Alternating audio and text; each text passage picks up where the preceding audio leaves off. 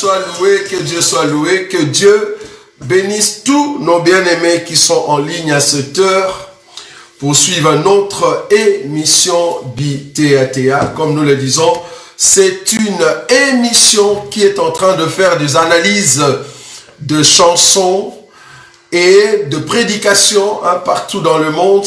Soyez vraiment le bienvenu dans cette émission. Vous qui venez pour la toute première fois, c'est votre émission, c'est notre émission, une émission qui nous aide à entrer dans la profondeur et comprendre les extraits ou soit les prédications que les hommes de Dieu ont présentées, n'est-ce pas? C'est pour cela nous sommes là afin de suivre encore ces nouveaux numéros de cette émission parce que Dieu est bon. En tout cas, que Dieu vous bénisse, que Dieu bénisse tous nos bien-aimés qui sont partout dans le monde, en Afrique, ici en Europe, aux États-Unis, au Canada, partout en Asie, que Dieu réellement vous bénisse, lui qui nous a fait la grâce de s'approcher, afin de célébrer celui qui est Dieu, celui qui est le roi des gloires. Nous croyons que le Seigneur va nous accorder encore un moment favorable dans sa présence, afin de comprendre réellement ce que nous avons mis aujourd'hui comme thème, un thème si important, parce que le but ici, c'est toujours vous amener au fait des extraits de prédication ou soit de pensées de ceux qui se disent hommes de Dieu et de ceux qui se disent chantres, si réellement ce qu'ils ont dit est vrai ou pas. Aujourd'hui, nous allons écouter un extrait et nous allons essayer d'entrer dans les Écritures et voir l'analyse de cette pensée que ces hommes ou cet homme de Dieu a dit par rapport aux Écritures. En tout cas, que Dieu bénisse nos bien-aimés qui sont au Congo-Kinshasa. Nous pensons ici à notre frère Fortune. Que Dieu te bénisse pour l'œuvre, pour tout ce que tu es en train de faire. Nous croyons que le Seigneur nous accordera la grâce de venir sur place et contempler l'œuvre que tu es en train de faire. Que Dieu bénisse nos bien-aimés qui sont en Angola. Nous pensons à notre frère Moïse pour tout ce que vous êtes en train de réaliser. Que l'Éternel de gloire vous bénisse abondamment. Nous pensons à nos bien-aimés qui sont en Côte d'Ivoire, Abidjan, Cameroun, voire même Togo. Que Dieu bénisse tous nos bien-aimés qui sont là-bas. Recevez nos salutations parce que nous vous aimons tellement que cet évangile puisse aller de l'avant. Nous annonçons que nous sommes ceux qui proclament la vérité et nous voulons réaliser que cette vérité est en train de changer notre intérieur. Que Dieu vous bénisse, que Dieu bénisse aussi nos bien-aimés qui sont ici en Europe. Nous pensons aux élus de Bruxelles, partout en Belgique, nos élus de France, de Paris, de Lyon, tous ceux qui élèvent Jésus ici en Europe. Nous pensons à nos bien-aimés qui sont à Londres, qui sont partout à UK. Que l'Éternel Dieu de gloire vous bénisse, vous garde. Nos bien-aimés qui sont en Suède, qui sont en Roumanie, que Dieu vous bénisse. Nous sommes fiers de voir que cet évangile est en train d'atteindre beaucoup de couches et le Seigneur est en train de lever un peuple parce que nous nous préparons à rentrer à la maison. Advienne que pourra. Votre vie dépend de Jésus. Ça ne dépend pas des hommes, ça dépend de celui qui vous a aimé et qui vous amène dans sa présence. Nos bien-aimés qui sont aux États-Unis, la famille Shembo, que Dieu vous bénisse avec tout ce que vous réalisez. Nous pensons ici à notre frère, homme de Dieu, le docteur Adela, pour l'œuvre que tu es en train de faire. Que le Seigneur de gloire vous bénisse. Nous pensons à nos bien-aimés qui sont en Martinique. Vous imaginez en Martinique, que le Dieu de gloire vous bénisse là-bas. Nous croyons que la gloire de Dieu va au fait nous visiter et nous allons passer chez vous pour annoncer cet évangile. Un évangile qui change l'homme intérieur, un évangile qui fait ressortir le grâce qui était caché aux yeux des hommes, mais cependant par la parole puissante que nous annonçons, Dieu est en train de susciter un peuple puissant, un peuple rempli de gloire, un peuple tellement motivé et fervent dans les choses du Seigneur. Et voilà que Dieu est en train de nous donner cette joie, afin de venir et contempler la gloire de celui qui nous a aimés. En tout cas, merci beaucoup pour votre participation, pour tout ce que nous allons partager aujourd'hui ensemble. Comme vous le savez, nous venons de le dire, que la journée de vendredi, c'est vraiment des émissions. Quand on dit une émission, ne vous attendez pas que nous allons entrer vraiment en détail de chaque élément. Le but ici, c'est vraiment de prendre ce qui s'est dit, et essayer de l'analyser par rapport à la parole de Dieu. Mais en ce qui concerne l'enseignement et la prédication, c'est vraiment chaque dimanche à partir des 18h jusqu'à 19h30. Donc c'est pour 1h30. Mais aujourd'hui, vendredi, c'est une émission qu'on appelle Biemba Yemba ou soit Biteatea. Une émission qui fait des analyses, afin de voir si ce qui a été dit dans le monde, ce qui a été dit dans d'autres églises, que vous avez vu, que nous avons vu, que vous avez essayé d'auditionner, nous aussi, nous voulons maintenant le mettre aux yeux de tout le monde et essayer d'ouvrir la parole des dieux et voir si cela va de pair avec l'enseignement de ce que nous présentons. Que Dieu soit loué. Alors aujourd'hui, nous avons sur la table un morceau d'une prédication d'un homme de Dieu. Bon, quand j'ai pris ces morceaux, il y a un bien-aimé ou une bien-aimée qui m'a dit, ben écoute, pourquoi tu attaques tellement le branhamiste? J'ai dit non, le but ici, ce n'est pas d'attaquer le branhamiste. Le but ici, c'est de voir ce qui a été dit, si cela va de pair avec la parole de Dieu. Là où les branhamistes, ils ont dit quelque chose qui est vrai, pourquoi ne pas dire Amen? Mais là où ils ont dit quelque chose qui n'est pas juste, nous allons prendre la parole de Dieu et aller voir si seulement ce qu'ils ont dit est vrai ou pas. Alors ici, aujourd'hui, sur ce plateau, nous avons encore quelque chose de très important que nous voulions partager ensemble avec vous, par rapport à ce qui a été dit dans les réseaux sociaux. Nous voulons le voir avec vous. En fait, comme vous avez vu le thème d'aujourd'hui, le thème c'est si Déborah, la prophétesse, était vivante, qu'est-ce qu'elle aurait dit? Ou est-ce qu'elle aurait accepté ce qui va se dire maintenant? Donc, le but ici de cette émission, nous voulons toucher au ministère de la femme. La place de la femme, voir par rapport aux Écritures, si ce que ces bien-aimés ont dit est vrai. Et nous allons le voir, la place de l'homme, parce que si tu es trop spirituel, tu vas oublier ta place en tant qu'homme, tu vas oublier ta place en tant que femme. Alors nous allons voir avec vous ici aujourd'hui, voir avec vous ce que le Seigneur nous a mis à cœur de partager, n'est-ce pas? Donc permettez que je puisse le trouver, de partager avec vous et voir si réellement cela est juste ou pas. Parce que nous croyons que si nous appartenons à notre Seigneur, si Jésus est notre Seigneur, donc c'est lui qui nous accorde en fait la connaissance dans sa parole. Donc je suis en train de trouver ce que nous allons mettre aujourd'hui et nous croyons que Dieu est bon et le Seigneur va nous accorder la grâce de le voir ensemble. Donc, comme je vous ai dit, aujourd'hui, nous allons voir cet extrait d'une prédication. Alors, nous allons le juger, vous et nous, mais par rapport à la parole de Dieu, parce que nous croyons que il n'y a que Dieu qui peut juger. Quand nous disons juger ici, nous jugeons par rapport à l'enseignement. Alors, nous voulons prendre cet extrait et essayer de le voir dans les Écritures, si cela est vrai. Ce sont des extraits qu'on vous a envoyés. Ce sont des extraits qu'on nous a envoyés, on vous a envoyé et ils nous ont envoyé aussi. Et c'est pour cela que nous voulons le voir aujourd'hui ensemble avec vous. Écoutez, soyez attentifs à ce qui va se dire et nous allons le répéter après. Que Dieu vous bénisse.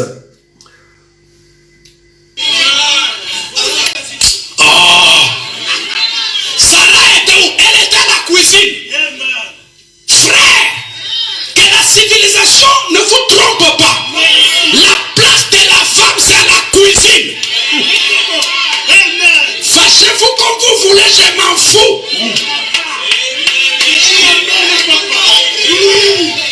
Saint Branham me déclare, la place de la femme, c'est à la cuisine.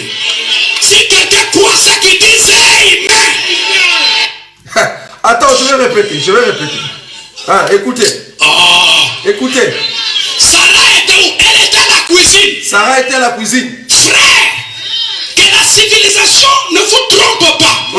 La place de la femme, c'est à la cuisine. Fâchez-vous comme vous voulez, je m'en fous.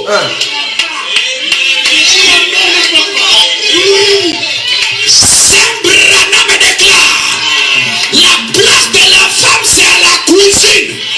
Si quelqu'un croit ça, qu'il dise Amen. Bon, deux fois on nous dit, nous on est trop méchants. Les branhamistes.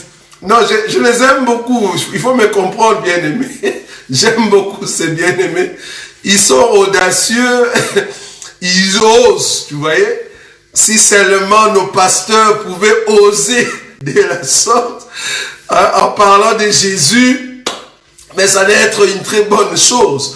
Nos bien-aimés, nos amis branhamistes, quand même, osent. Vous voyez, osent dire. C'est pour cela, nous allons voir cette pensée dans les Écritures. Est-ce que vous voyez? En fait, cet homme a dit ceci, que Saint Branham, on l'appelle le Saint, Saint Branham a dit que la place de la femme, c'est dans la cuisine. Donc, si vous voulez vous fâcher, fâchez comme vous voulez. Mais cet extrait, ces gens, ils ont dit que leur prophète, Saint Branham, on les appelle saints, Saint Branham a dit que la place de la femme, c'est dans la cuisine. Il faut comprendre que quand le bien-aimé ou notre confrère a touché cette pensée, ils étaient en train de faire montrer dans l'assemblée là où ils étaient, la place de la femme. Que la femme n'a pas de ministère. Vous voyez ça? Que la femme ne peut pas prêcher. C'est par rapport à ça. Alors nous voulions voir ce qu'il a dit. Est-ce qu'il était dans l'absolu? Est-ce que ce qu'il a dit est vrai, oui ou non? Comme je vous ai dit, notre émission BTAT a fait des analyses, des extraits de prédication ou de chants pour voir si ce qu'ils ont dit est vrai, oui ou non. Maintenant, nous allons voir par rapport aux Écritures, est-ce que la place de la femme, c'est dans la cuisine? Si Déborah, la prophétesse, était vivante aujourd'hui, est-ce qu'elle aurait accepté cette parole? C'est-à-dire, toi, Déborah, bien que tu as l'onction, bien que tu prophétises, bien que tu es juge, mais ta place par rapport au ministère, c'est dans la cuisine. Bon, je sais que ça peut toujours choquer. Nos émissions choquent toujours. Pourquoi? Parce que le but ici, c'est de dire la vérité. On ne peut pas aller à l'encontre de la vérité, c'est de dire la vérité. Est-ce que Déborah, la prophétesse, aurait accepté cette parole quand on va lui dire, écoute Déborah, c'est vrai que tu prophétises, c'est vrai que tu es juge, mais ta place, quand ton ministère, c'est dans la cuisine. Est-ce que vous voyez? On va prendre Déborah. On va prendre Déborah. Je suis dans le livre de Juges. Remarquez, Juges. Nous voulons donner la réponse à cette question qui est sur le thème, le titre d'aujourd'hui. Juges, chapitre 4. Juges, chapitre 4. La Bible dit ceci. Alors, Juges, chapitre 4, je prends le verset 3. La Bible dit, les enfants d'Israël crièrent à l'Éternel, car Jabin avait 900 chars de fer, et il opprimait avec violence les enfants d'Israël depuis 20 ans. Dans ces temps-là, Déborah, prophétesse, femme de Lapidote, était juge en Israël. Suivez-nous très bien. Pour ceux qui aiment Déborah, je sais que vous aimez Déborah, nous voulions aujourd'hui prendre ces Déborah. C'est très important. Parce que quand nous prenons Déborah, nous voulons expliquer aussi Déborah. C'est très important. Très, très important. Le verset 4. Dans ces temps-là, Déborah, prophétesse, femme de Lapidote, était juge en Israël. Elle siégeait sous le palmier de Déborah, entre Rama et Bethel, dans la montagne d'Ephraïm, et les enfants d'Israël montaient vers elle pour être jugés. J'aime ça.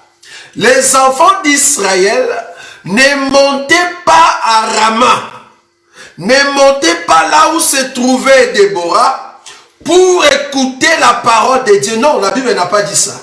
Donc vous tous qui prenez déjà Déborah là, ici dans le chapitre 4, c'est déjà compliqué.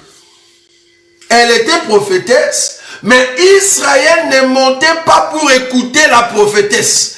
Israël montait pour écouter la juge. Très important. Déborah n'enseignait pas. Déborah ne donnait pas des enseignements sous les palmiers. Mais Déborah, c'était son lieu de jugement. Là où elle jugeait le peuple. Bien qu'elle était prophétesse. Donc vous comprenez que Déborah n'a pas exercé cette partie de la prophétie sous les palmiers. C'était au fait le juge Déborah qui était là. Donc tout le peuple qui venait, ils écoutaient Déborah la juge et non pas Déborah la prophétesse.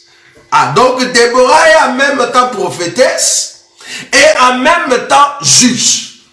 Mais pour donner maintenant au peuple quelque chose, elle donnait le côté de juge, pas en tant que prophétesse. Ça c'est un élément. Ok, Juge chapitre 5. Le but ici c'est de répondre à la question qui se trouve sur votre écran. Juge chapitre 5. Je prends le verset 6.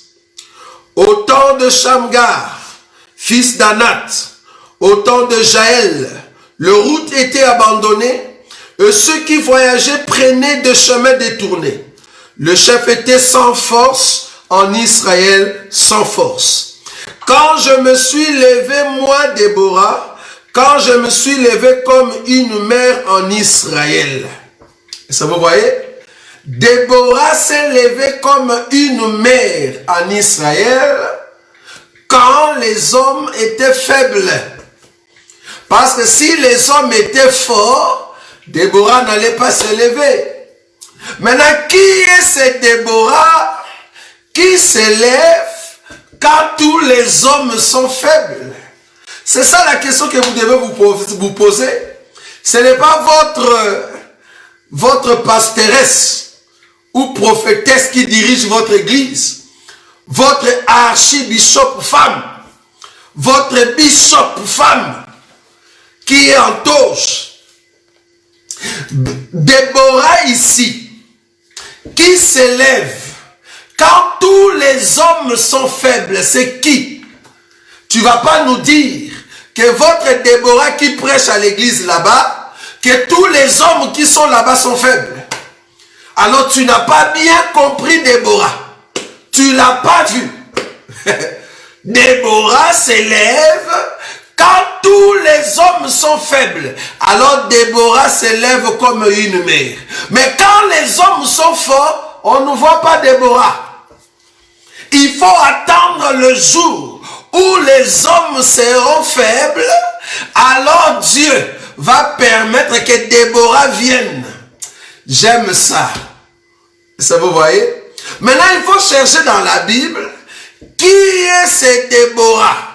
Cette femme qui est venue comme prophétesse et en même temps juge en Israël quand les hommes sont faibles. Je ne sais pas comment est-ce que vous lisez la Bible. Si seulement tu pouvais voir cette Déborah. Parce que cette Déborah habite ici chez nous. Déborah. J'aime beaucoup Déborah. Parce que Déborah, en réalité, avant de venir Déborah, elle était un homme. J'aime beaucoup compliquer les vendredis, comme ça on vous attire les dimanches. Déborah, avant de venir comme femme, elle était un homme. Alors, elle va changer de costume. J'aime beaucoup cet enseignement. J'aime beaucoup la parole de Dieu. De fois, ça me fait rire en moi-même. J'ai dit, waouh, la Bible est très bonne. Déborah, elle était un homme. Mais en venant dans le monde, Dieu a permis que Déborah devienne une femme. C'est comme ça qu'elle va porter les manteaux d'une femme pour être la faiblesse de la personne qui l'a envoyée, mais une force pour tous les hommes sur la terre. Ah, la Bible. J'aime beaucoup la Bible, bien aimée. Ah, c'est ça. Donc nous comprenons que la vraie Déborah, c'est notre Seigneur Jésus. C'est lui qui est venu en position de la faiblesse. Quand toute la terre était faible, alors fallait que Dieu prenne le corps de la faiblesse pour venir sauver le monde. C'est pour cela qu'il est venu comme le juste juge. Il est venu comme le seul prophète que tout le monde doit écouter. Et c'est lui qui va juger toute la terre. Est-ce que vous voyez ça? Ça, c'est notre Déborah. Quand tous les hommes sont paralysés par le péché, par la condamnation, par la maladie, il faut que Déborah vienne. Parce que quand les hommes n'ont plus la force, alors on permet que Déborah vienne. Est-ce que vous voyez cela? Alors quand Déborah viendra, elle ne va pas siéger n'importe où. Elle doit siéger là où il y a le palmier. Et s'il n'y a pas le palmier, Déborah ne peut pas siéger. C'est là-bas que tout Israël viendra pour prendre les conseils auprès de celui qui est rempli d'Élim. Est-ce que vous voyez ça? Parce que c'est là-bas qu'il y a le repos. C'est là-bas qu'il y a les tabernacles. Élim, c'est là où il y avait des palmiers. Est-ce que vous voyez ça? Quand Israël a bu l'eau de Mara, après l'amertume, Dieu va le visiter. Il va les amener dans Élim. C'est là-bas qu'il y aura le repos. Bon, c'est pas le but de vendredi, hein, comprenez. Bon, nous voulons répondre à la question.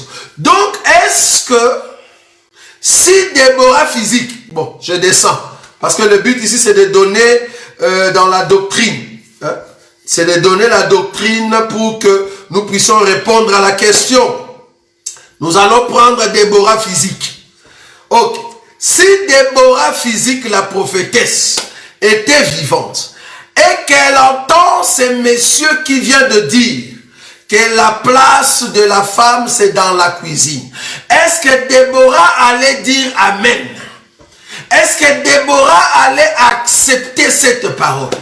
Nous voulons voir aujourd'hui avec vous si réellement la place de la femme, c'est dans la cuisine. Où se trouve la place alors de l'homme? Qu'est-ce que ce bien-aimé ou ses confrères voulaient dire? Nous voulons l'expliquer par rapport aux Écritures. Remarquez. D'abord, je commence la place de l'homme. Je vais prendre une écriture.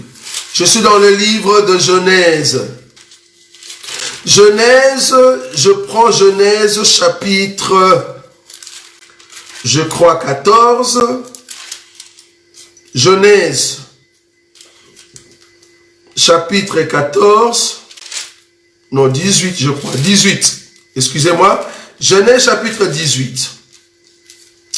Genèse chapitre 18. Je commence à partir du premier verset. Nous voulons voir, selon notre enseignement, selon la Bible, comment est-ce que Dieu voit la femme. Et nous allons donner des Écritures. Est-ce que c'est bien-aimé à raison? Nous voulons répondre par rapport aux Écritures. Genèse chapitre 18, premier verset. L'Éternel lui apparut parmi les chênes de Mamré, comme il était assis à l'entrée de sa tente pendant la chaleur du jour. Il leva les yeux et regarda, et voici 3 hommes étaient debout près de lui. Quand il les vit, il courut au-devant d'eux depuis l'entrée de sa tente et se prosterna à terre. Et il lui dit, Seigneur, si j'ai trouvé grâce à tes yeux, ne passe point, je te prie, loin de ton serviteur. Permettez qu'on apporte un peu d'eau pour vous laver les pieds et reposez-vous sous cet arbre. J'irai prendre un morceau de pain pour fortifier votre cœur, après quoi vous continuez votre route, car c'est pour cela que vous passez près de votre serviteur. Il répondit, fais comme tu l'as dit. Verset 6. Abraham alla promptement dans sa tente vers Sarah, et il dit, vite 3 mesures de fleurs de farine, pétries et faites de gâteaux. Et Abraham courut à son troupeau, prit un veau tendre et bon, et les donna à un serviteur qui se hâta de l'apprêter. Il prit encore de la crème et du lait avec de veau qu'on avait apprêté, et il les mit devant eux. Il s'étend lui-même à leur côté sous l'arbre, et ils mangèrent. J'ai pris cette écriture. Nous sommes en train de voir, selon l'enseignement, si la femme joue un rôle dans le mariage. Est-ce que ce rôle, c'est vraiment dans la cuisine, selon la pensée de Dieu? C'est très important. Nous voulons juste répondre à ce que ce bien-aimé vient de dire. Alors, nous avons pris cette écriture pour voir que Abraham, il était en train de voir le Seigneur passer devant lui. Alors il va inviter le Seigneur dans sa maison. Le fait d'inviter le Seigneur dans sa maison et le fait de reconnaître que Dieu est son Seigneur, là Abraham prend la place d'un serviteur, de la faiblesse. C'est-à-dire Abraham se soumet au Seigneur. Et c'est Abraham qui propose au Seigneur d'aller préparer quelque chose à manger. Est-ce que vous voyez ça? En d'autres termes, Dieu, comme étant autorité, Abraham va proposer à Dieu, s'il te plaît, assieds-toi, je veux aller préparer quelque chose à manger. Est-ce que vous voyez ça? Donc Abraham ici, c'est toute une femme. C'est la position de la faiblesse qui va préparer pour la position de l'autorité. Donc, Abraham, qui est faible par rapport au Seigneur, va proposer au Seigneur d'aller faire à manger pour lui. Ça, c'est la première partie. La deuxième partie, remarquez, Abraham va dire à Sarah, Sarah prépare quelque chose à manger pour les gens qui sont dehors. Ici, Abraham prend les manteaux de l'autorité et demande à sa femme de préparer. Donc Sarah, c'est la faiblesse qui prépare pour l'ordre que l'autorité a donné. Troisième élément, la Bible dit Abraham va aller chercher un animal, parce que j'aimerais te dire, si la femme doit préparer quelque chose pour le mari, c'est au mari d'aller trouver les gibiers. J'aime ça. C'est au mari d'aller souffrir dans la forêt pour trouver les gibiers. Si le mari n'a pas la capacité d'aller trouver l'animal, ce n'est pas un homme. C'est une femme en pantalon ou en robe d'homme. Ça vous voyez? C'est Abraham qui va aller chercher l'animal Et c'est Abraham qui amène l'animal et le donne à un serviteur. Les serviteurs doivent apprêter l'animal. Or, les serviteurs ici, c'est la faiblesse qui obéit à l'ordre de l'autorité. C'est encore une femme. Je ne sais pas si vous avez vu 3 femmes ici. La première femme, c'est Abraham lui-même. Quand je dis femme ici, ne vois pas femme avec la morphologie de femme. Non. Nous, dans cet évangile, femme, ce n'est pas l'être féminin. Non. Là, vous confondez tout. Nous, ici, femme, veut dire la position de la faiblesse. Parce que Dieu va prendre la faiblesse et va lui donner un corps qu'on appelle femme féminin. Mais nous, dans l'évangile, mot femme, concept femme, veut dire la position de la faiblesse, la soumission. Est-ce que vous voyez ça? Alors, Abraham étant femme, étant quelqu'un qui est soumis à Dieu, va préparer à manger pour Dieu. J'aime ça. C'est Abraham qui entre dans la cuisine. C'est Abraham qui prépare la nourriture. Et Dieu a dit, va faire. Maintenant, quand Abraham quitte là où se trouvait Dieu, il se trouve devant Sarah. Il dit à Sarah, prépare à manger. Pourquoi? Parce que c'est Sarah qui est la femme et Abraham ici c'est l'homme. Or, Sarah ne peut pas préparer si Abraham ne donne pas quelque chose à préparer. Donc, c'est l'homme qui est obligé d'aller chercher à manger. C'est l'homme qui cherche à manger. Un homme qui ne sait pas chercher l'argent, un homme qui ne sait pas chercher à manger, ce n'est pas un homme, c'est une femme. Pourquoi? C'est comme le monde t'appelle des gigolos. Un homme qui ne sait pas sortir pour aller chercher de l'argent. Bon, on peut comprendre si la personne peut être malade ou si la personne est fatiguée. Mais la manière que Dieu a créé l'homme, c'est à l'homme d'aller chercher l'animal. Quand l'homme amène l'animal, alors l'homme va préparer. Il va préparer avec sa femme.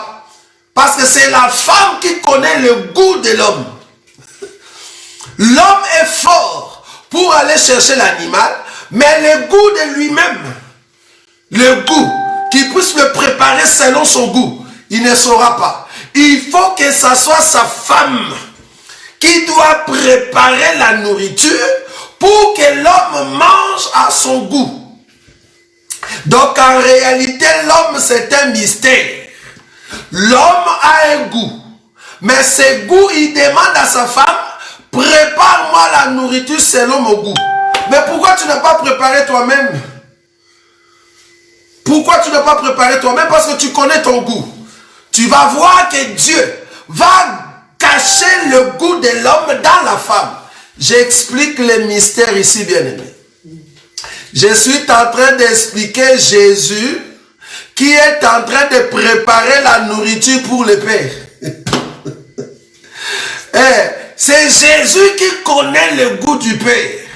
C'est lui qui doit préparer la nourriture, une très bonne adoration, une très bonne prière pour que le Père mange. Si Jésus ne prépare pas, le Père ne mangera pas. Le Père ne mange que la nourriture préparée par le Fils. Or, le Fils, c'est Dieu dans la faiblesse. C'est Dieu la femme qui prépare l'adoration pour que le Père puisse manger.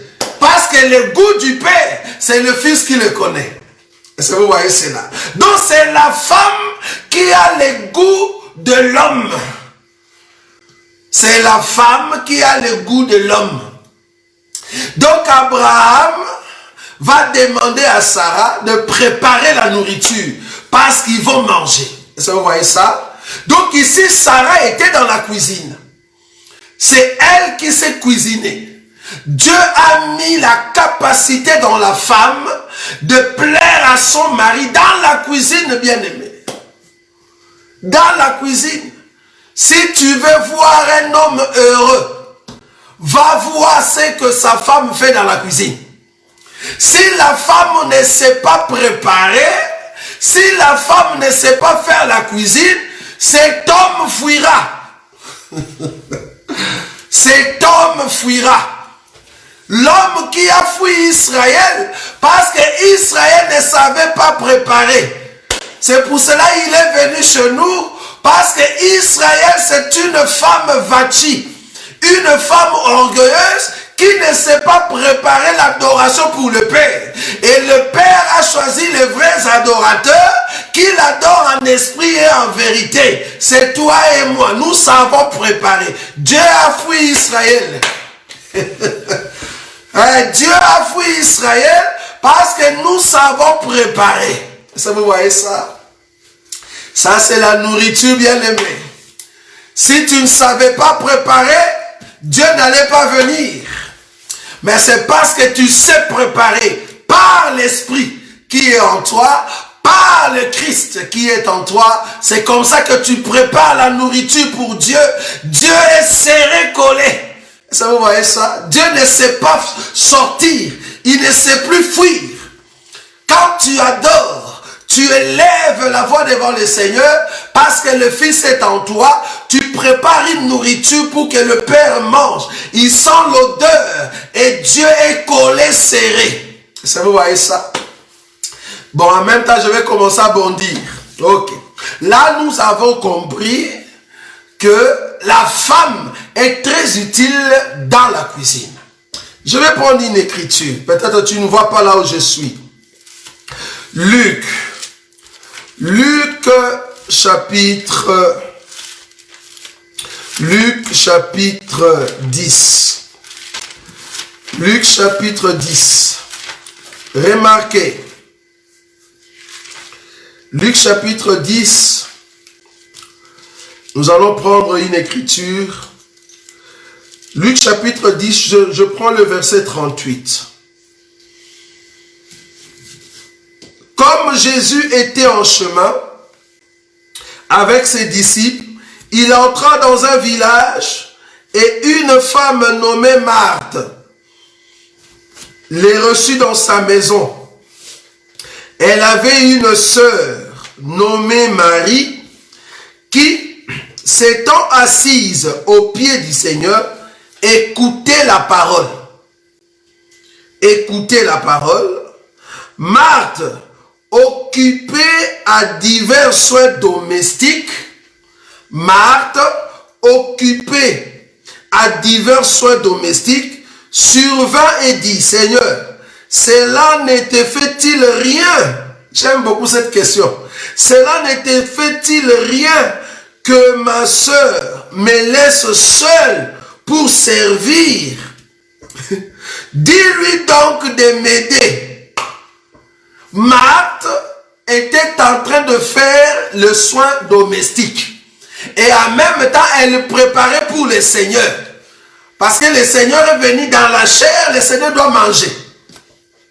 Alors Marthe était là, en train de préparer à manger. En même temps, comme le Seigneur est venu, Marthe était en train de balayer. Ça, c'est moi qui y ajoute. Était en train d'arranger parce qu'on ne peut pas voir la saleté dans ta maison.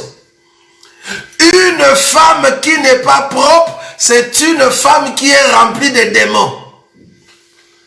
Une femme qui est sale, c'est une femme qui est remplie de démons. Une femme qui ne sait pas arranger sa maison, c'est une femme animée par de mauvais esprits.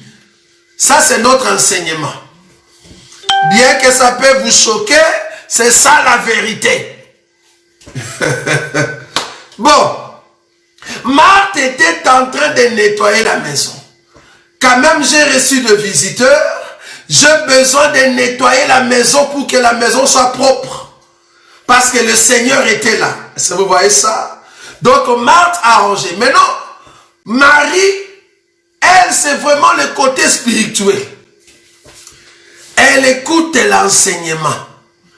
Elle écoute l'enseignement du Seigneur. Elle était assise au pied pour écouter l'enseignement. Dans le sens de l'explication ou dans la révélation, nous comprenons que Marie est l'image de cette église spirituelle et que Marthe, c'est l'image de toute personne qui regarde sur terre et qui va rater l'enlèvement à la Vierge folle.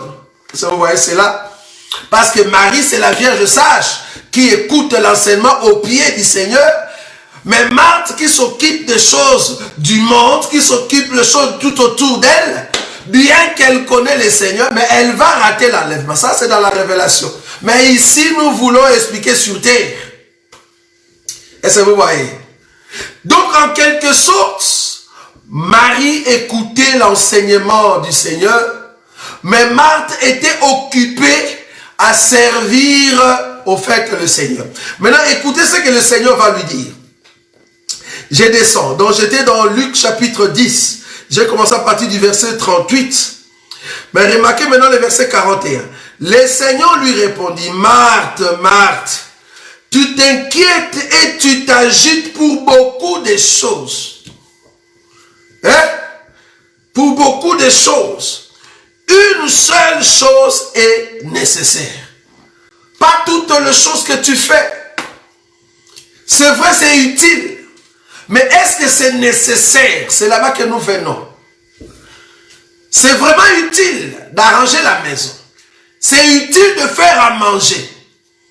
C'est bien de mettre la maison, que ça soit propre. Mais est-ce que c'est vraiment nécessaire? Toi qui es une sœur en Christ.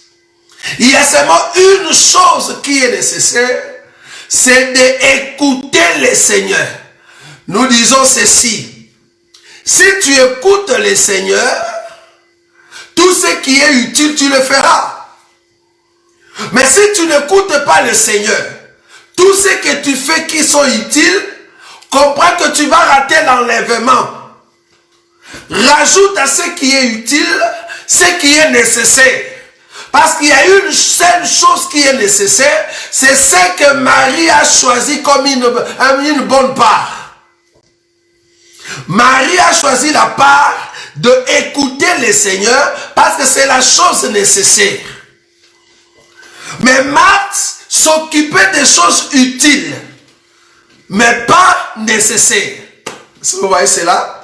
Qu'est-ce que je veux dire par là? Parce que nous voulons savoir si la place de la femme c'est dans la cuisine.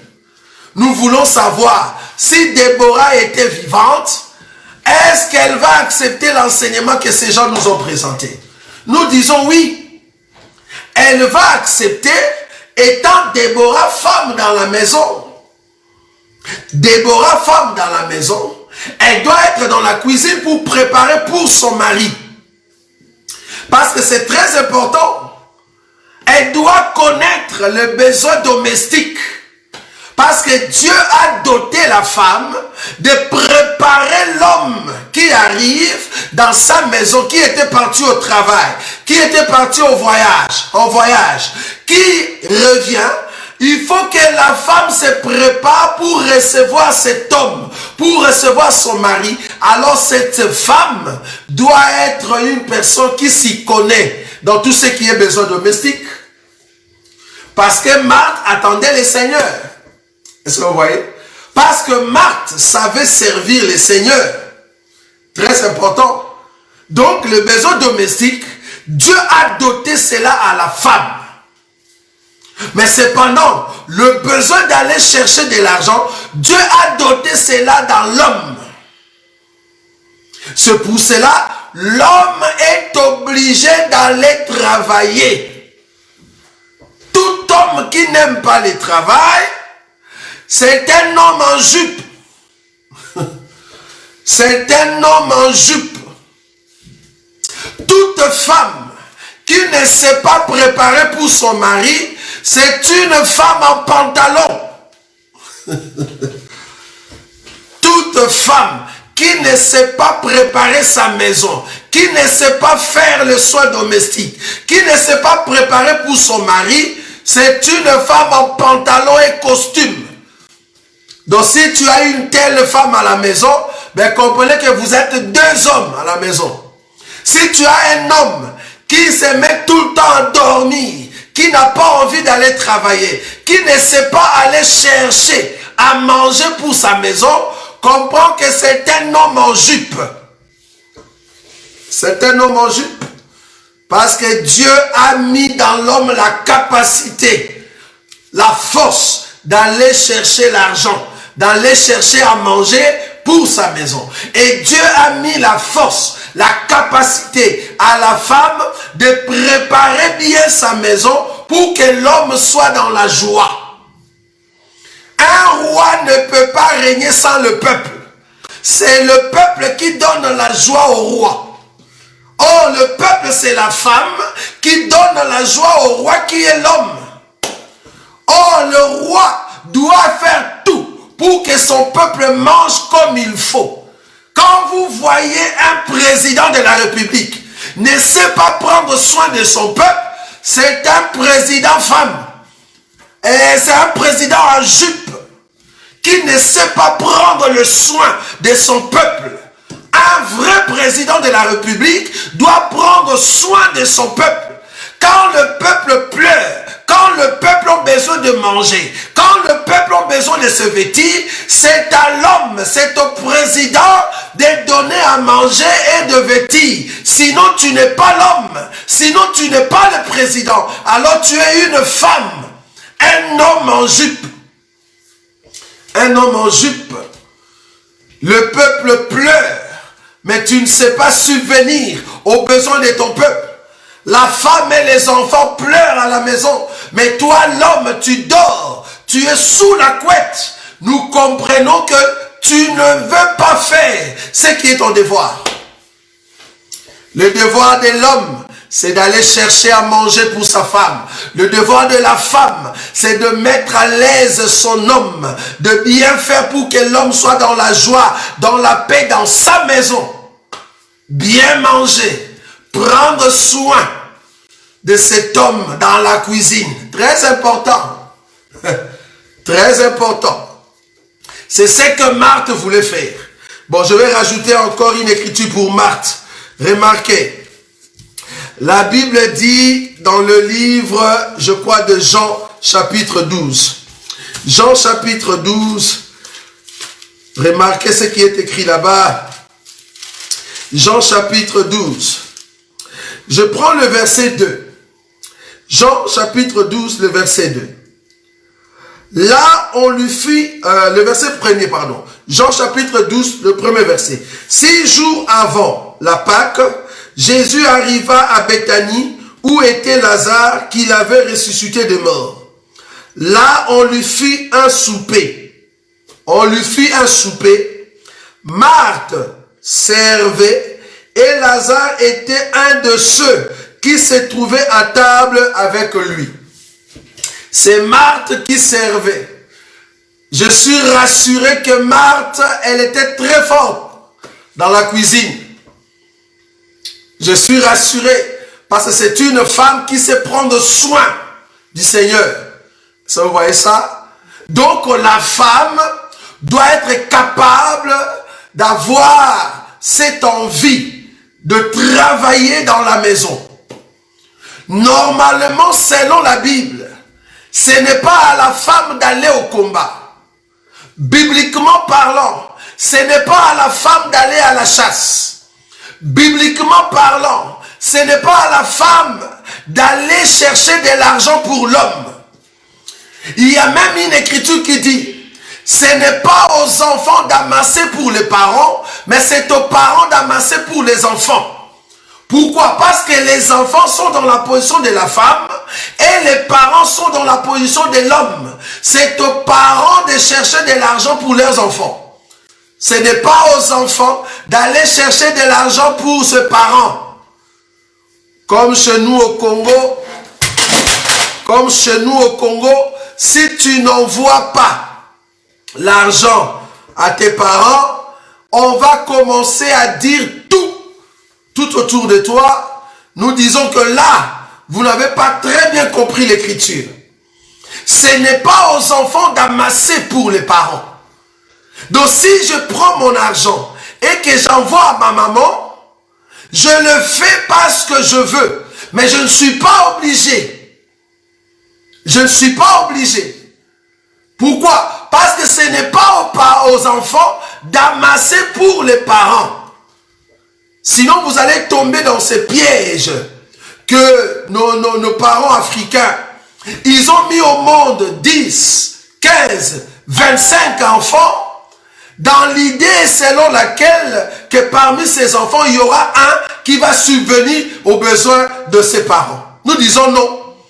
On ne met pas au monde pour se dire que parmi ces enfants, il y aura un qui va m'aider. Non. Étant donné que tu es vivant, commence à préparer après toi. Très important. Parce que les enfants resteront toujours en position des enfants. C'est à toi, parents, d'amasser pour tes enfants. Tu dois assurer leur futur. Tu dois assurer leur vie. C'est à toi, parents, pas aux enfants d'assurer la vie de leurs parents. Non, ça c'est pas la Bible. Bon, bien que c'est choquant. Je vais prendre une autre écriture. Je suis en train de démontrer ici que c'est à la femme de prendre et de faire le soin domestique. C'est à l'homme d'aller chercher de l'argent. Bibliquement parlant, la femme ne peut pas aller à la chasse. Alors la génération d'aujourd'hui, nous voyons des femmes travailleuses. Nous voyons des femmes aller au travail. En réalité, bibliquement parlant, cette femme est en train d'aider son mari. Aujourd'hui, nous voyons des hommes qui font des WC. Nous voyons des hommes qui nettoient, qui font l'aspirateur. Nous voyons des hommes qui travaillent à la maison, laver les habits. Mais en réalité, ça s'appelle aider sa femme. Mais ce n'est pas le devoir de l'homme. Ni encore le devoir de la femme d'aller chercher de l'argent. Parce qu'en réalité, tu ne peux pas envoyer ta femme aller travailler. La femme doit rester à la maison. C'est à toi d'aller chercher de l'argent. Ça, vous voyez cela? Donc toi, homme, normalement, tu es obligé d'aller chercher de l'argent pour cette femme-là.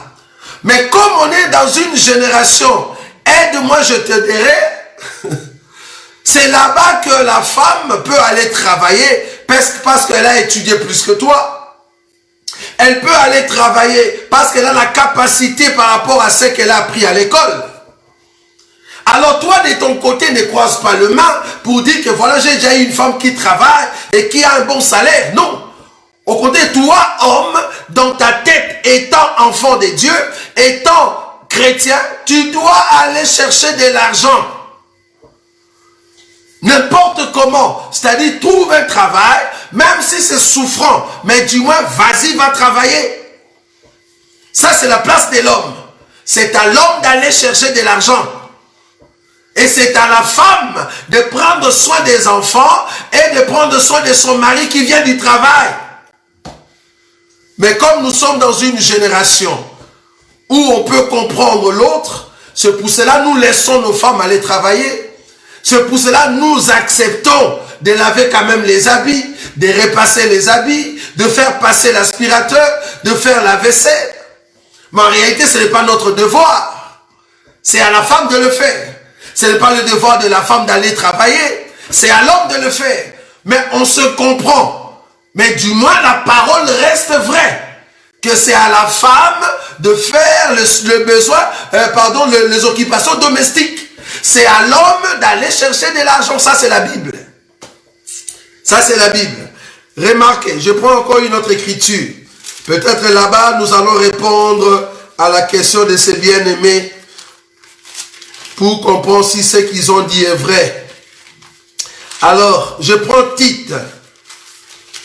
Tite, c'est ici qu'on va terminer et commencer nos questions. Tite,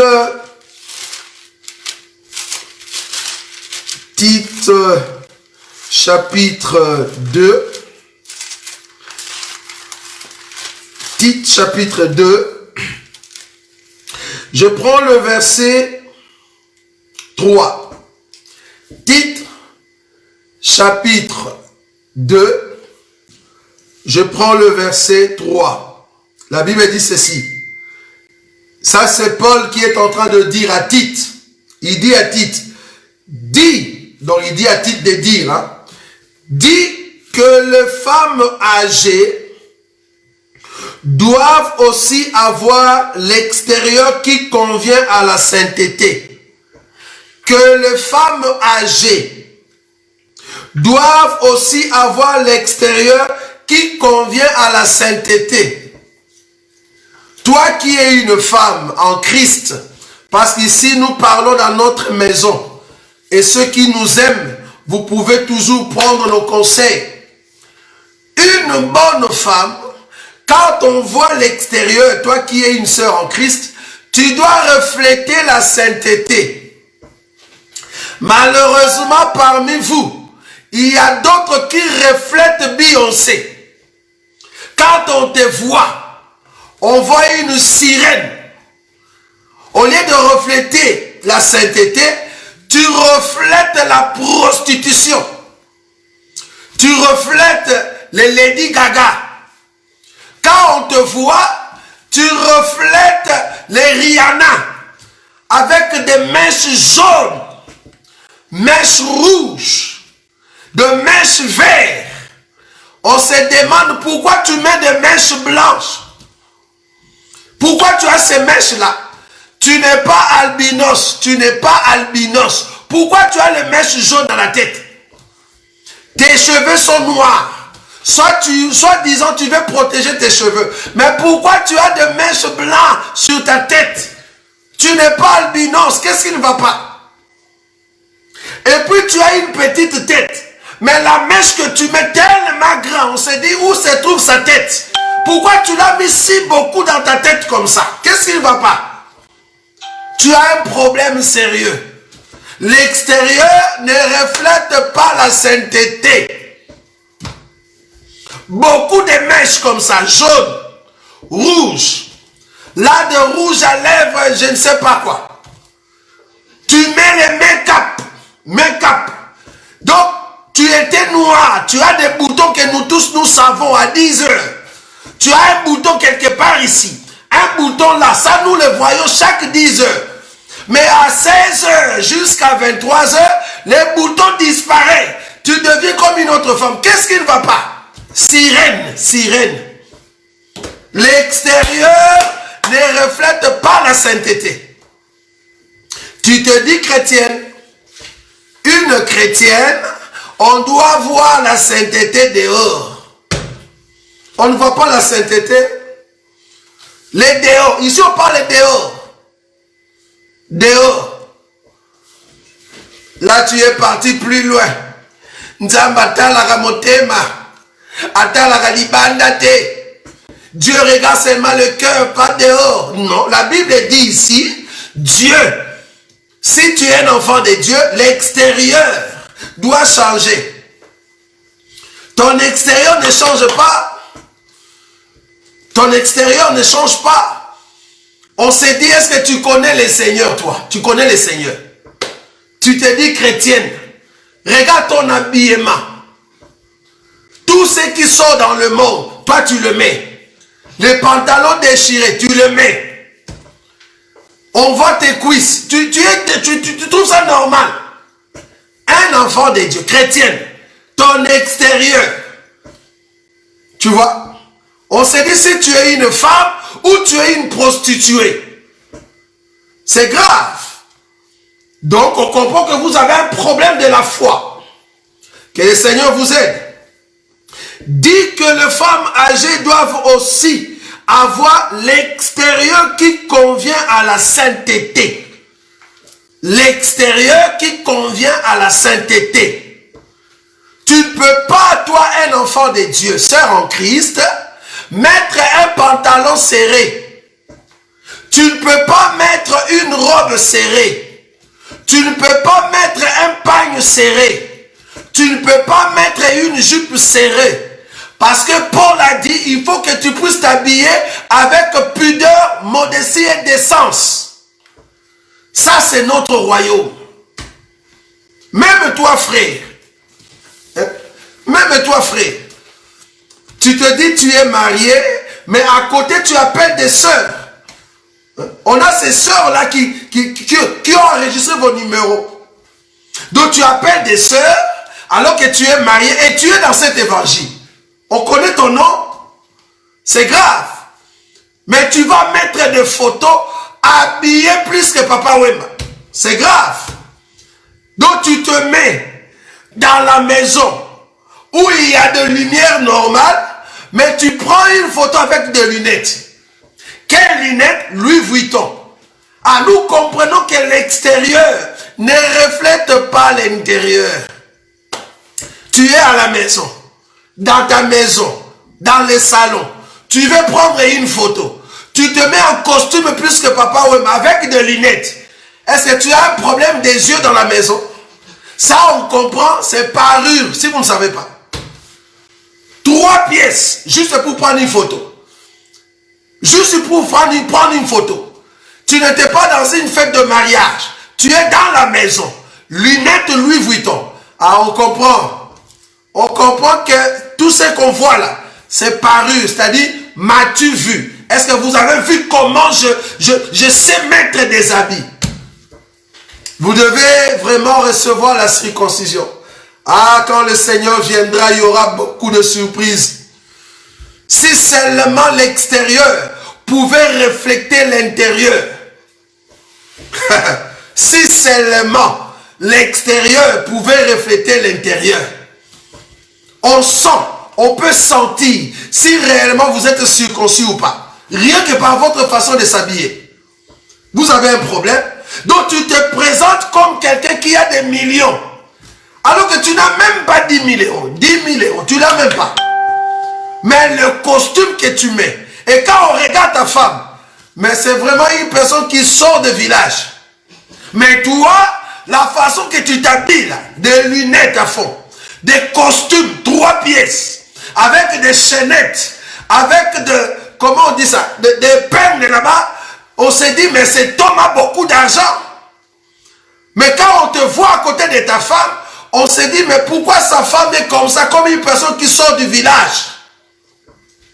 On comprend que tes photos, tu l'envoies à des copines. On a vu tes photos dans des répertoires de filles. Donc, quand tu prends des photos en costume comme ça, tu donnes l'impression d'être beau, l'impression d'avoir l'argent, l'impression d'une personne qui a en fait quelque chose. Et c'est comme ça que tu attires les filles ici en Europe. On a vu tes photos dans des répertoires des sœurs. C'est honteux. De ceux qui se disent hommes de Dieu. Honteux. Quand vous riez de Mukuna, tout ça, les billets, vous tous là, vous êtes à l'intérieur. Vous êtes à l'intérieur. Ce qui reste, c'est seulement des vidéos de vous tous là. Parce que très bientôt, alors que ces églises, Dieu est en train de le faire sortir, de le montrer au monde qu'ils sont dans le faux, bientôt ça sera au milieu de ceux qui se disent église des saints,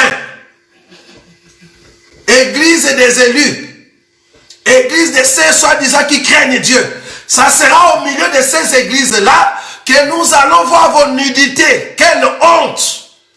Honte à vous! Bien habillés, vos femmes, comme des villageoises. Ça, c'est honteux. Mais ici, tu envoies des photos en Europe. Par-ci, par-là. On a vu vos photos. C'est honteux. Arrêtez.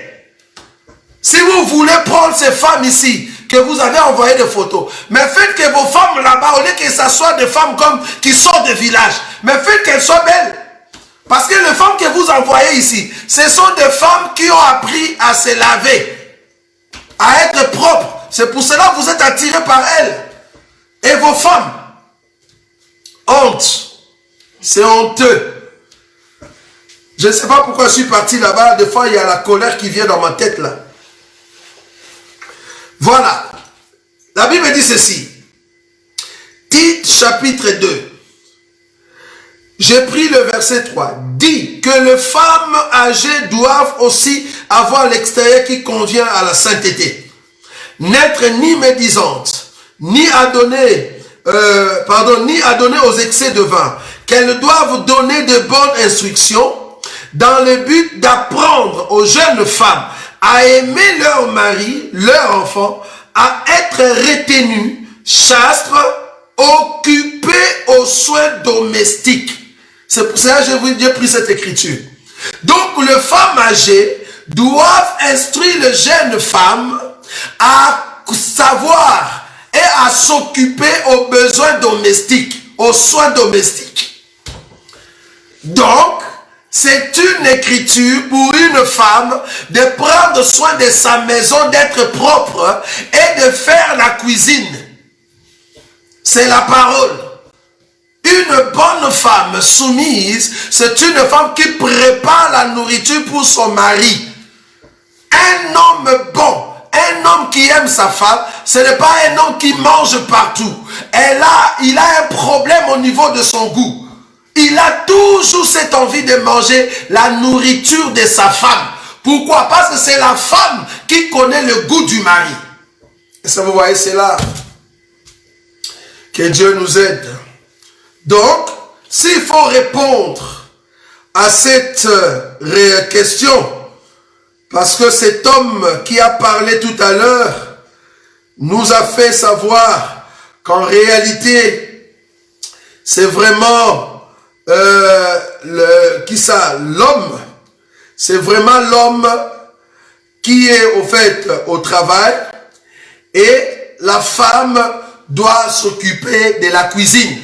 La place de la femme, c'est au fait subvenir aux besoins de son homme, subvenir aux besoins et aux soins domestiques pour que sa maison soit propre et que son mari mange la nourriture qu'elle est en train de faire. Bien que ses bien-aimés, ils sont partis un peu trop radical jusqu'à dire que c'est Branham qui a dit cela. Nous disons ce n'est pas Branham qui a dit cela, c'est l'enseignement qui dit cela, c'est la parole qui dit cela. Que les femmes âgées doivent dire aux jeunes femmes de s'occuper des soins domestiques. C'est écrit dans la Bible. Ce n'est pas Branham qui l'a dit, mais c'est la Bible. C'est là-bas que nous les condamnons. Mais cependant, ce qu'ils ont dit est biblique.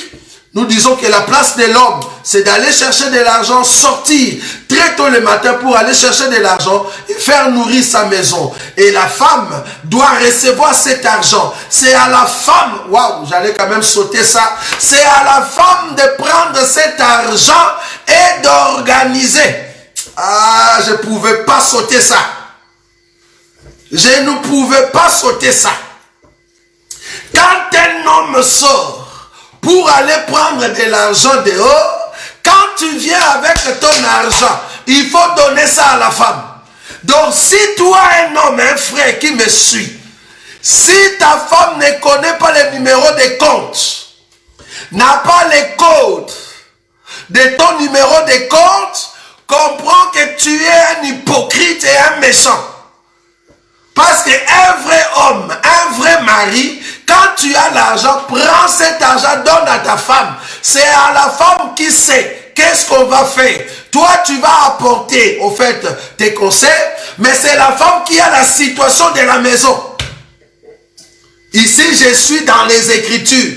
Je ne parle pas de l'homme qui ne sait pas gérer ou de la femme qui ne sait pas gérer. Je suis dans les Écritures. C'est la femme.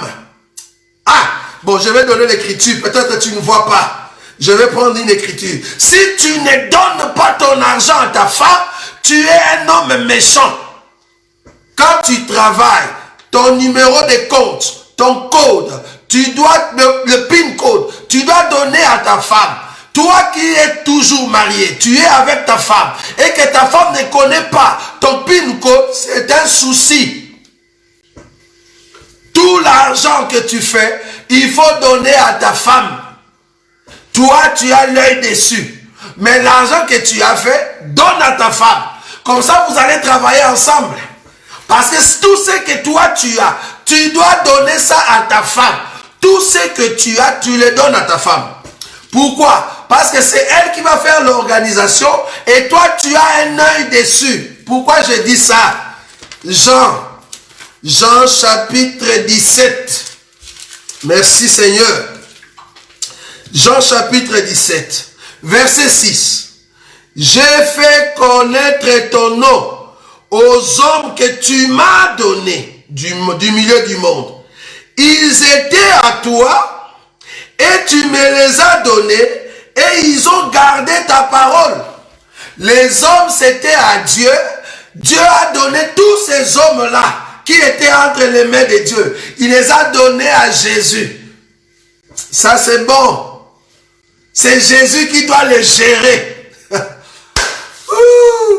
C'est Jésus qui va les gérer. Le Père est calme. Il sait que j'ai donné tous mes hommes à mon fils qui est une femme. Qui dit femme, c'est-à-dire la position de la soumission, la position de la faiblesse. C'est lui qui va gérer ses hommes. Quand tu as l'argent, donne à la femme. Et toi, regarde. Comment est-ce qu'elle va gérer? C'est ça un homme. Un homme qui ne donne pas son PIN code. Un homme qui ne donne pas son compte à sa femme. C'est un homme méchant. C'est un homme méchant. Et comprenez que votre société n'ira pas de l'avant. Pourquoi? Parce que tu caches à ta femme ton argent. Méchant. Tu es méchant. Alors que si tu tombes entre les mains d'une prostituée, elle va te bouffer ton argent. On comprend que tu es méchant. Tu n'aimes pas ta femme. Que Dieu te pardonne. Voilà. Je ne pouvais pas rater ça. Tu dois tout donner à ta femme. Ta femme doit connaître le PIN code. Ta femme doit connaître le numéro de compte. Quand ça passe, la date, elle doit connaître. Tu vas au travail, ta femme ne sait pas combien tu gagnes. C'est un problème très sérieux, bien-aimé. Tu gagnes 1000 euros, ta femme ne sait pas. Elle voit seulement un 100 qui passe. Les 900 est parti où? Les prostituées, les personnes que tu avais rencontrées. Tu fais comme Mukuna est en train de faire, tu vois. Il y a beaucoup de Mukuna au milieu de vous. Avec vos comptes d'argent. Vous donnez par-ci, par-là. Tu envoies des virements, ta femme ne sait pas. Tu envoies de l'argent, ta femme ne sait pas. Tu envoies 300 euros à quelqu'un que ta femme ne sait pas. Il y a un problème. Tu as un problème très sérieux. Que Dieu vous pardonne.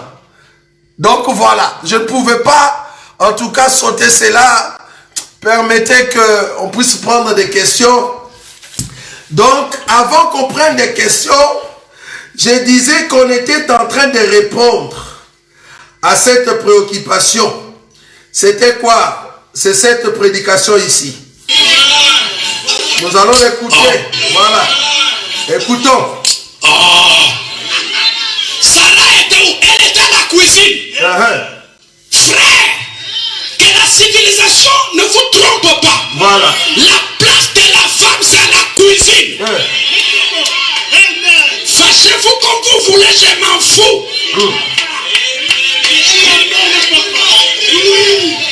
Saint-Branham me déclare, la place de la femme, c'est à la cuisine. Si quelqu'un croit ça qu'il dit, c'est amen. Voilà. Dans les Attends, énormes des choses. Oui. Avec des diplômes, ta place c'est à la cuisine. Avec ton doctorat, ta place c'est à la cuisine. Et à chaque fois que la femme n'est pas à la cuisine, il y a désordre.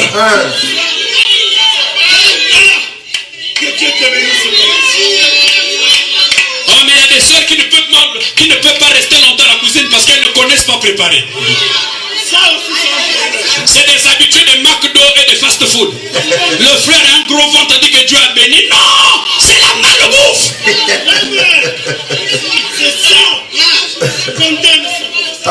Bon, que Dieu soit loué. J'ai rigolé parce que il a dit on va voir un frère avec un gros ventre, croyant que Dieu a béni, mais en réalité, le frère, on lui fait manger de McDo. Un frère qui ne mange que de McDo parce que sa femme ne prépare pas, quel souci, que Dieu nous vienne en aide. Femmes, apprenez à préparer pour vos maris et Dieu vous bénira. On va commencer avec des questions, une série de questions, parce que le vendredi, c'est vraiment bité à te, abiyemba yemba. Et puis voilà, nous avons terminé cette partie de l'enseignement ou soit de réflexion et analyse. Maintenant, nous allons commencer les questions par rapport à Zacharie 3.3. Est-ce que le vêtement sale de Josué représente le péché?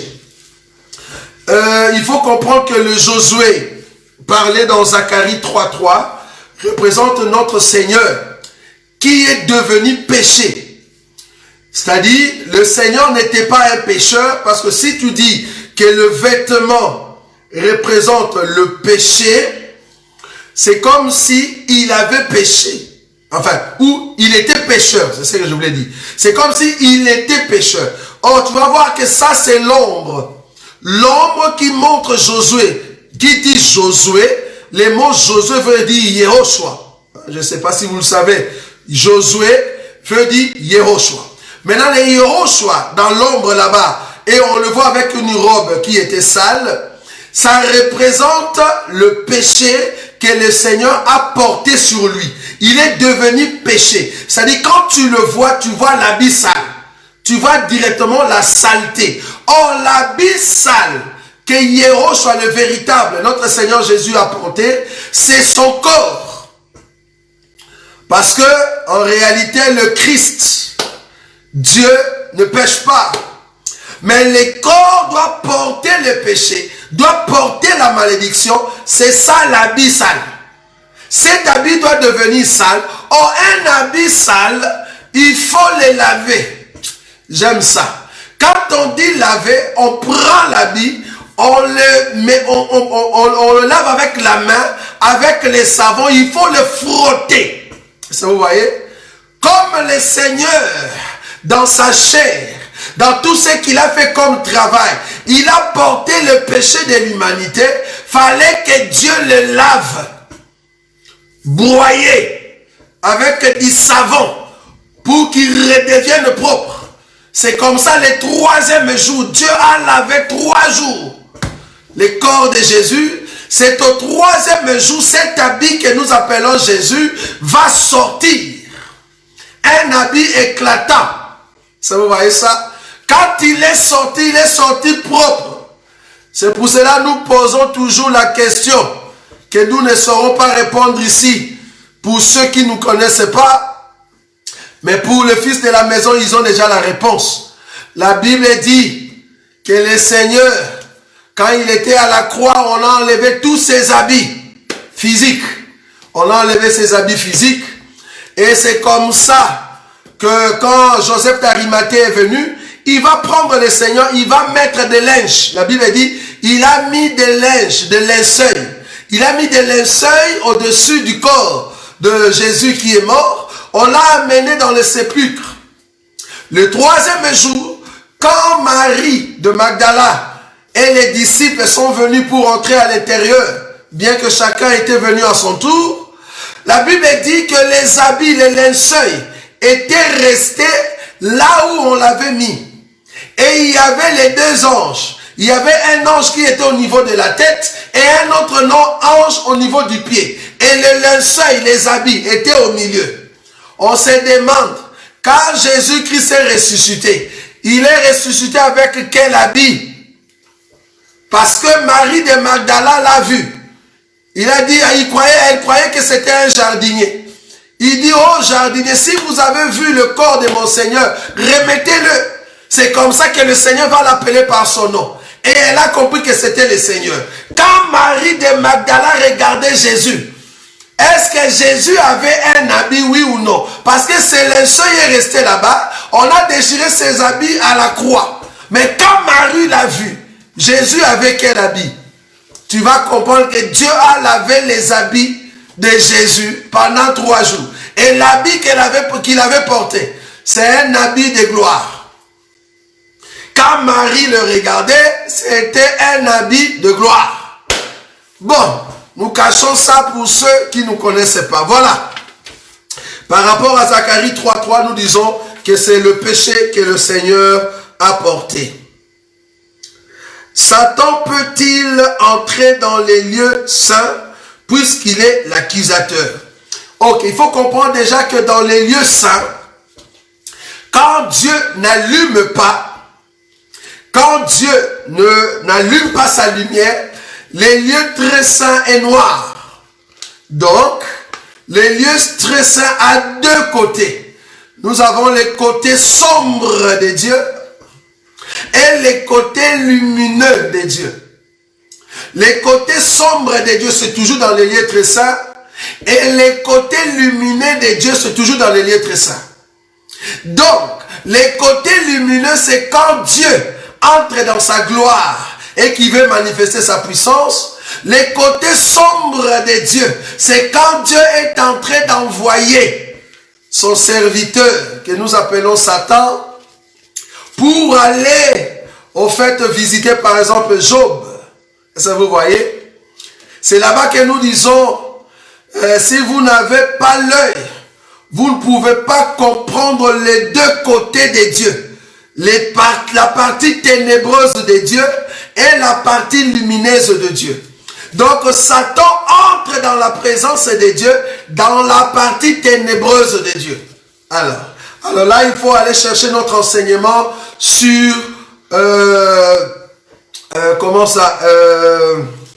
la colonne, sur la colonne des nuées, au temps de Pharaon, au temps de Moïse. Comme ça, vous allez voir que cette colonne avait deux côtés. La colonne, c'était le corps de notre Dieu. Or, ces corps-là va quitter l'avant, va venir au milieu entre le peuple d'Égypte et le peuple d'Israël. C'est là-bas que ce corps va montrer sa face ténébreuse et sa face lumineuse.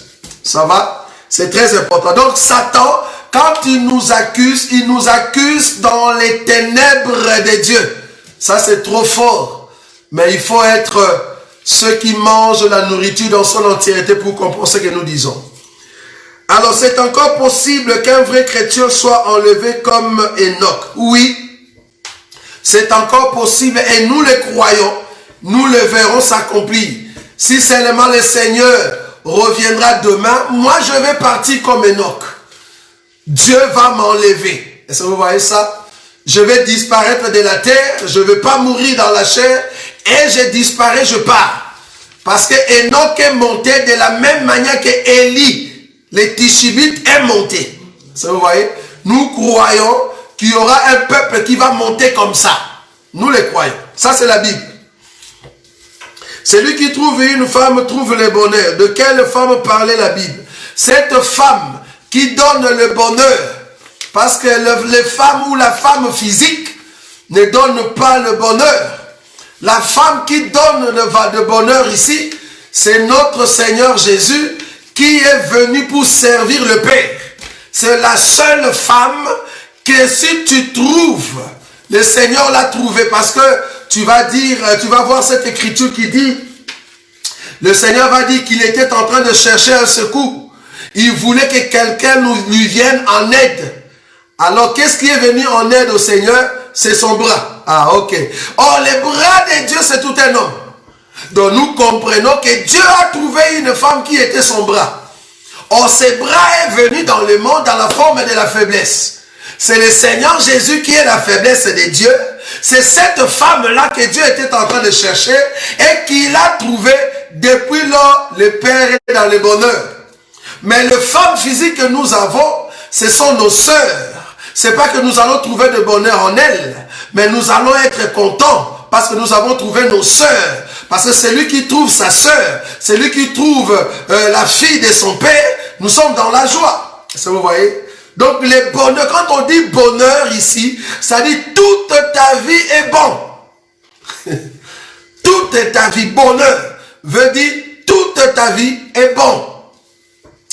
Or, le Père qui a un plan de bonheur, pas un plan de malheur, le plan en question se trouve en Christ Jésus. Donc, le bonheur, c'est Jésus. Est-ce que vous voyez ça? Or, Dieu a trouvé en Jésus son bonheur. C'est très important, bien-aimé. C'est très important. Donc, le Seigneur a trouvé son bonheur en Jésus-Christ. C'est Jésus qui est le bonheur de Dieu. C'est-à-dire, tout ce que Jésus a fait était bon. Maintenant, pose-toi la question. La femme que tu as à la maison, est-ce que tout ce qu'elle fait est bon? C'est là-bas que tu vas te dire, tu vas te réveiller seulement le matin, tu étais content, pouf, la discussion surgit. Du coup, tu ne sais pas d'où vient cette attitude, elle se fâche. Tu ne sais pas pourquoi elle ne veut pas préparer ce jour-là. Tu ne sais pas pourquoi elle est en colère. Tu lui poses la question, non, elle est au côté. Pas makakaboy. Donc, tu te dis, oh, yo bonheur, ton malheur. que la femme physique, elle ne va pas t'amener tout le bonheur du monde, mais elle t'amène la joie. Vous voyez? Or, la joie fait partie du bonheur. Mais la joie, ce n'est pas tout le bonheur. Mais quand la Bible dit, c'est lui qui trouve une femme, trouve le bonheur, c'est-à-dire le bonheur dans son entièreté, se trouve dans cette femme-là. Or, cette femme-là, je te le dis sur terre, tu peux gêner même 1500 jours, tu ne vas pas la trouver. Sur cette terre, cette femme-là, tu ne vas pas la trouver. Donc, tu auras toujours une femme, quelque part, elle sera toujours une épine, et quelque part, elle va t'amener dans la joie. Vous voyez cela? Donc, cette femme, c'est notre Seigneur Jésus. Quand les hommes de Dieu disent que Jésus peut venir aujourd'hui, est-ce que c'est bien le temps? Bon, il faut comprendre ces hommes de Dieu quand ils disent cela, c'est dans le cadre de réveil. C'est-à-dire réveiller un peu nos pensées pour dire, voilà, il faut vous préparer, il faut être prêt, tout ça. Mais en réalité, nous ne pouvons pas dire que Jésus-Christ va venir maintenant, alors que tout ce qui est écrit de prophétie, si on ne le voit pas s'accomplir, est-ce que vous voyez cela? Parce que le terme qu'on a utilisé dans les années 80, Jésus-Christ revient bientôt. Est-ce que vous voyez ce terme-là? Aujourd'hui, presque 30 ans. On ne voyait pas encore la prophétie. On était basé sur l'écriture qui dit, vous ne connaissez pas l'heure, vous ne connaissez pas quand. Mais non, attendez, la femme connaît l'heure. L'heure exacte, non. Mais les signes, dit-on, va montrer à la femme, voilà, ton époux arrive. Est-ce que vous voyez cela? Donc ici, c'est vraiment dans le sens de réveil, pas dans le sens de se dire, voilà, il vient demain. Non. Donc ce sont des signes que nous sommes en train de voir pour que la femme se prépare et rentre à la maison. C'est dans ce sens-là. Donc ce n'est pas du tout faux, mais c'est plutôt dans le sens de réveiller un peu le sens de ceux qui se disent chrétiens. Mais quand nous regardons le signe de la prophétie, on se dit non, c'est pas juste, parce qu'il faut que tous les signes s'accomplissent. Est-ce un péché pour les femmes de prendre une contraception? La question ici, nous avons dit, nous allons faire toute une émission. C'est très important. Je ne sais pas pourquoi cette personne revient toujours avec cette même question. On va faire une émission là-dessus, sur le pilule, sur le préservatif, sur le... comment on dit ça?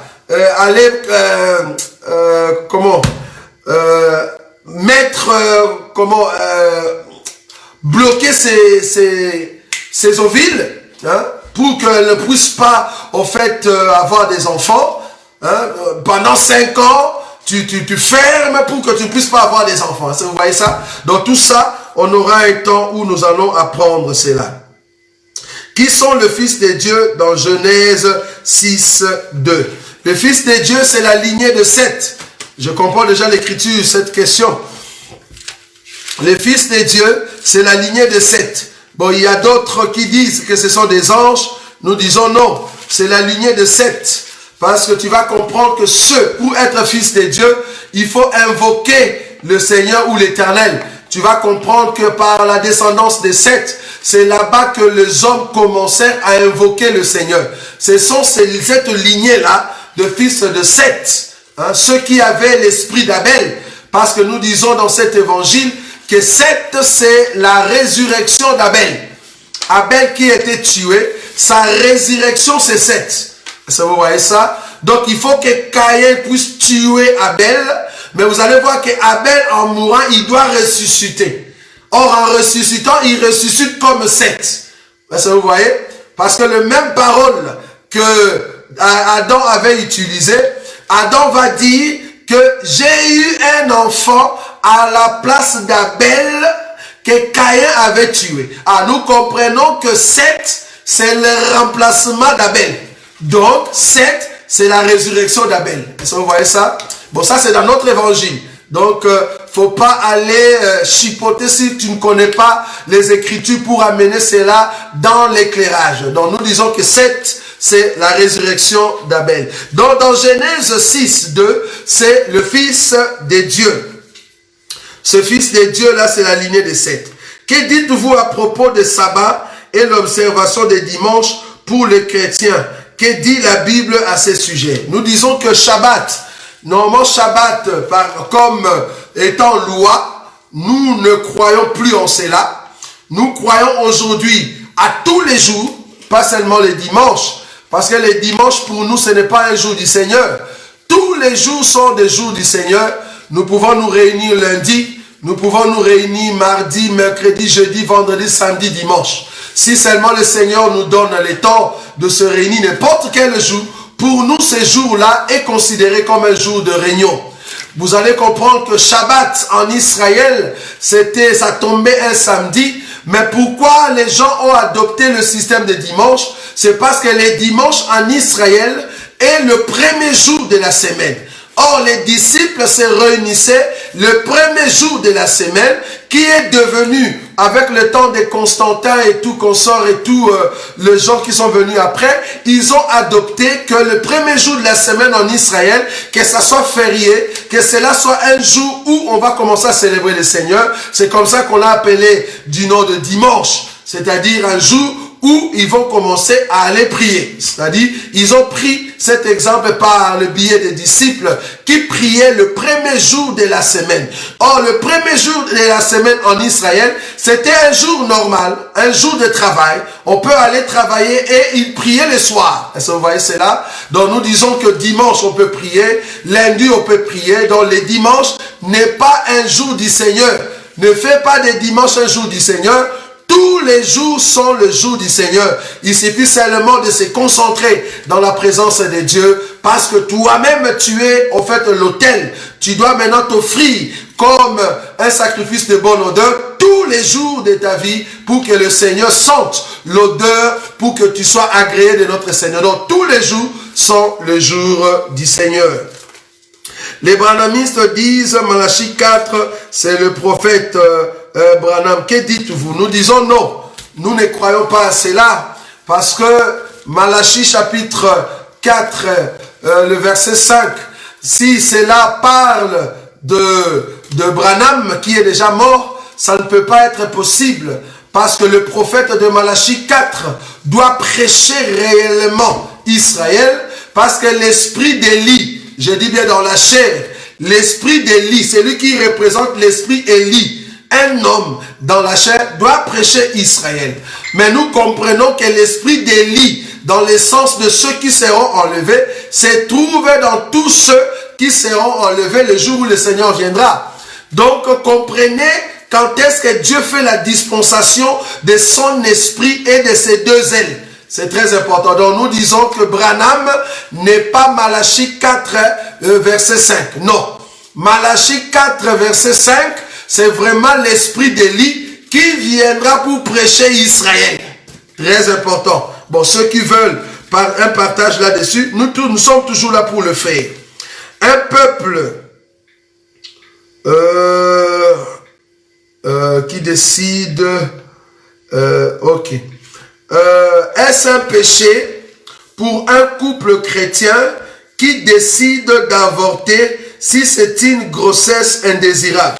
Alors, j'aimerais d'abord savoir c'est quoi grossesse indésirable. Est-ce que grossesse indésirable, c'est parce que vous avez déjà 12 enfants et qu'il y a le 13e qui vient alors que vous n'avez pas désiré? Est-ce qu'il faut l'avorter? Nous disons non. Nous disons non, tu ne peux pas avorter parce que tu es déjà arrivé à 12, 7, 5, 3. Donc, si tu es arrivé là-bas et que le Seigneur permet que tu puisses avoir le 4e, tu vas mettre au monde. Nous ne pouvons pas avorter. Hein? Nous ne pouvons pas avorter. Et quand nous parlons de l'avortement ici, nous sommes en train de voir les Écritures. Parce qu'il y a avortement et avortement. Il y a avortement et avortement. Nous avons avortement d'un avorton. Ça aussi, ça joue. Et l'avortement de quelque chose qui n'a même pas de forme. Bon, ça, c'est ce que nous allons voir quand nous allons parler lors de notre émission sur les anticonceptions. Ça va? On va toucher toutes ces choses.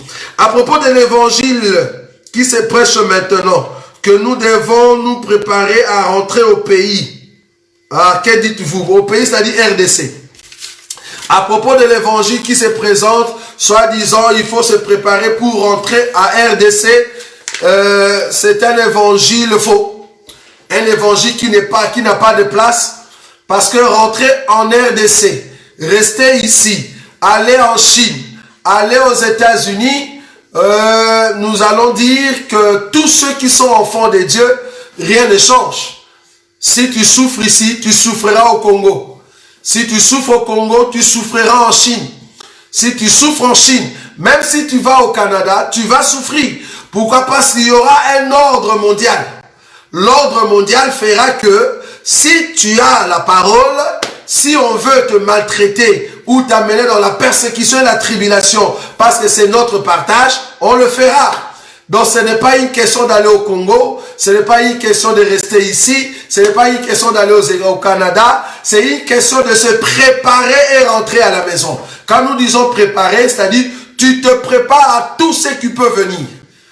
Donc tu es prêt, advienne que pourra, mais du moins tu vas garder la foi. Je me te rappeler, Étienne était maltraité dans son pays. Paul était maltraité en dehors de son pays. Pierre était maltraité dans son pays. Le Jacques, les Jean, ils étaient maltraités dans leur pays par les billets des Romains. Donc, comprenez que partout dans le monde, le païen, le méchant, le mécréant, ils vont toujours nous déranger, même si tu es au Congo, même si tu es en Angola, même si tu es au Canada et aux États-Unis, Europe, Londres, partout. Si tu as la vérité, nous soulignons, si tu vis dans la vérité, tu seras persécuté. C'est très important. Voilà, je ne sais pas s'il y a encore d'autres questions. Rapidement. Voilà. J'ai encore d'autres questions. Bon, il faut comprendre que les questions du genre, quelqu'un nous écrit par exemple, Jean chapitre 3, verset 17 à 24, expliquez-moi. Des questions comme ça, nous ne saurons pas répondre. Parce que nous croyons que si vous posez une question, c'est parce que vous avez déjà lu l'écriture, et qu'en lisant l'écriture, tu veux maintenant savoir ce qui est là-bas, si c'est bon ou pas. Mais ne nous dis pas, frère Roger, Jean chapitre 3, verset 2 à 24. Attends, ici on est dans une émission. Tu me donnes encore les devoirs d'aller lire ce que toi-même tu as déjà lu à la maison. Et tu devais normalement poser directement une question au lieu que j'aille encore lire. Hein? Donc aidez-nous pour gagner du temps. Donc il y a quelqu'un qui nous a posé la question. Apocalypse chapitre 14, versets 6 à 7. Explication s'il vous plaît. Ah, malheureusement, il n'y a pas d'explication s'il vous plaît. Que Dieu t'aide. Bon, pourquoi le baptême doit se faire dans une rivière qui coule? Dans l'eau qui coule, tu veux dire. Ok, dans l'eau qui coule, nous avons dit que l'eau du baptême représente le monde. L'eau du baptême représente le monde. La source typifie la vie. Je reprends. L'eau du baptême représente le monde. C'est-à-dire la mer, les rivières, le fleuve. Là où nous allons recevoir le baptême, cela représente le monde. C'est-à-dire, je meurs quant au monde, je ressuscite quant à Christ Jésus. Donc, je meurs dans mes péchés et je ressuscite sans péché. Or, c'est dans le monde que nous allons laisser tout ce qui était condamnation et nous allons monter dans la gloire. Donc, l'eau des baptêmes représente le monde. Selon, je crois, Apocalypse chapitre 17, le verset 15, si je n'ai pas oublié cela. Là où on parle que cette eau que tu as vue, c'est les peuples, les nations et ainsi de suite. Alors, si l'eau du baptême représente le monde, il faut que ce monde ait l'image de la vie. Il faut que cette eau ait la source. Or, la source typifie la vie. Donc, je ne peux pas recevoir un baptême dans l'eau qui stagnate, donc l'eau stagnante, l'eau qui n'a pas de source, non. Il faut que ça soit dans l'eau qui coule, l'eau qui a une source, qui a une vie. Pourquoi? Parce que le monde dans lequel je meurs c'est un monde de vivants, de ceux qui sont vivants dans la chair, pas vivants spirituellement. Donc ce n'est pas un monde de mort. Parce que l'eau morte, l'eau qui n'a pas de source, c'est l'eau morte. C'est comme si je prenais le baptême dans le monde de mort. Est-ce que vous voyez ça? Donc nous expliquons que il faut prendre le baptême quant au monde qui existe vivant, pas dans le monde de mort. C'est pour ça que nous ne pouvons pas prendre le baptême au nom de mort. Mais nous prenons le baptême au nom de celui qui est vivant. Vous voyez cela? Donc du coup, je meurs quant au monde, je ressuscite quant à Christ. Mais quel monde? Monde qui est vivant, pas monde de mort. Donc cette eau doit avoir la source, l'image de la vie. Parce que la source typifie la vie, l'eau typifie le monde. Donc il faut que le monde soit vivant. C'est ce que nous expliquons. Alors, voilà. L'ange qui était sur la tombe de Jésus, était Jésus lui-même ou c'était un ange venu du ciel pour annoncer la résurrection de Jésus? Ok. D'abord, ici, j'ai pris l'écriture des deux anges qui étaient à l'intérieur du sépulcre. Un était à la tête et l'autre était aux pieds. Maintenant, vous allez voir que quand Marie a commencé à parler, et le Seigneur va surgir. Nous disons que dans la révélation, je ne sais pas si la question c'est dans la révélation. Dans la révélation, les deux anges expliquent les ailes du Seigneur. Parce que Jésus qui ressuscite, c'est Jésus qui est sorti de la terre. Or, pour sortir de la terre et monter, il faut être un oiseau. Si tu n'es pas un oiseau, tu ne peux pas monter. Or, pour monter, il te faut les deux ailes. Or, les deux ailes, c'était les deux anges qui ne sont rien d'autre que les deux oies. Alors, les corps, c'est le Seigneur. Maintenant, quand le Seigneur s'est présenté devant Marie de Magdala, il s'est présenté avec les deux ailes. Maintenant, quand Marie de Magdala voulait le voir réellement, il a pris ses ailes, il a remis sur lui, et c'est comme ça que l'oiseau est devenu une seule personne. C'est ce qu'il a fait à la transfiguration. À la transfiguration, le Seigneur a ouvert ses ailes. C'est là-bas que nous voyons Moïse et Élie. Et lui au milieu le corps. Parce que le salut réside sous les ailes du soleil. Est-ce que vous voyez cette écriture? Alors les deux ailes, nous les voyons à la transfiguration. Mais après, quand dans la nuée, la voix s'est fait entendre, Jésus va fermer ses ailes et il revient seul. Donc Moïse et Élie sont entrés à l'intérieur comme un oiseau qui veut marcher seul. Mais en réalité, il avait des ailes. C'est comme ça que nous expliquons dans la révélation. Donc, dans la lettre, nous comprenons que Jésus était là et les deux anges, nous les voyons. Mais cependant, nous expliquons que Jésus, c'est lui au fait les deux anges parce que c'était ses ailes. Et après, il doit le fermer et se présenter seul pour parler à Marie de Magdala. Est-ce que la femme peut prendre toute la charge de la maison et l'homme travaille... attends, là je comprends pas. Est-ce que la femme peut prendre toute la charge de la maison et l'homme travaille, garde pour lui? C'est un péché. J'ai pas trop bien compris cette question. Ok. Et l'homme garde... Ah, ok, je vois. Donc, est-ce que la femme peut prendre toute la charge de la maison et l'homme garde de l'argent pour lui? Bon, je comprends pas.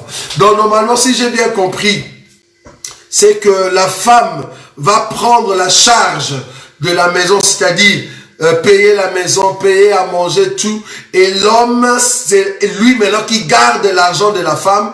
Nous avons dit ici, bibliquement parlant, c'est l'homme qui va aller chercher de l'argent et il amène cet argent et il donne à la femme. Et c'est la femme qui va faire le programme et l'homme va jeter un coup d'œil pour contrôler la femme, comment il gère ce qu'il lui a donné. Est-ce que vous voyez ça? Donc, l'homme va donner des talents, l'homme va donner tout ce qu'il a reçu entre les mains de sa femme et il va ouvrir l'œil pour voir comment est-ce que la femme va fructifier au fait ce qu'il a donné à sa femme. C'est très important. Donc, l'homme contrôle c'est que la femme est en train de faire comme gérance. C'est ça.